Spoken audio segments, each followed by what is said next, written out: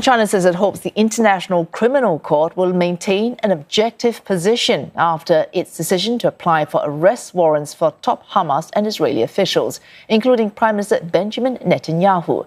The two sides have been accused of war crimes and crimes against humanity. China's foreign ministry says the collective punishment of the Palestinian people should not be continued. It reiterated that Beijing has always stood on the side of justice and international law.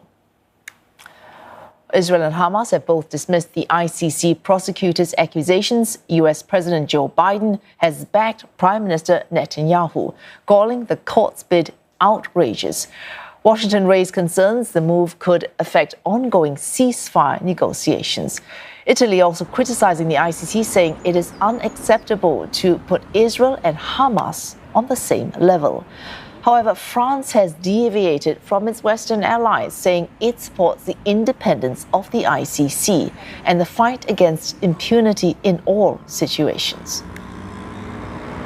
And for more, let's speak to Sarah Coates. She joins us live from Tel Aviv. Sarah, battle is raging in the ICC, but battle is also raging in Gaza as Israel dismisses the ICC's calls. What is it like on the ground?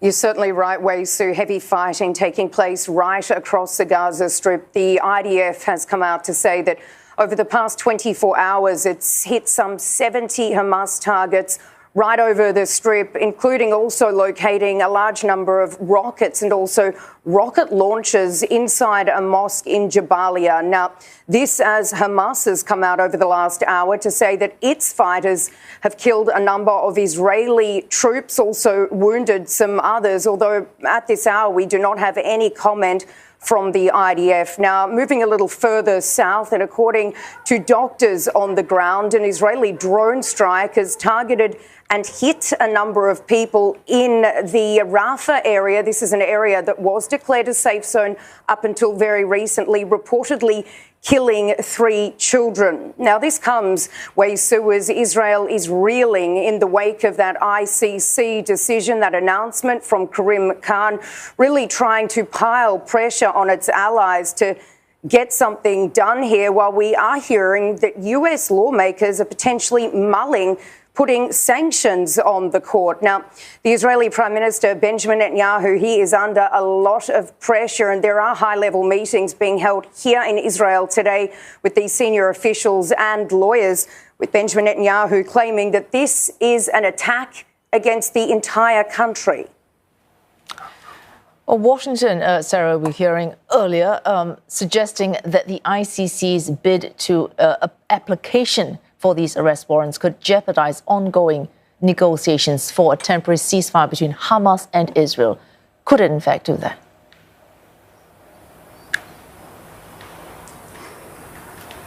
Well, that's what the US Secretary of State Antony Blinken believes. He says that fundamentally this decision does nothing to help and could actually jeopardize these ongoing efforts to get these remaining 124 Israeli hostages back to Israel, and also jeopardize getting more aid into the Gaza Strip. Now, Blinken is also slamming the ICC's chief prosecutor, Karim Khan, saying that the Israelis were actually going to negotiate with him, going to cooperate with him, and he was actually supposed to be coming here to Israel over the next week or so.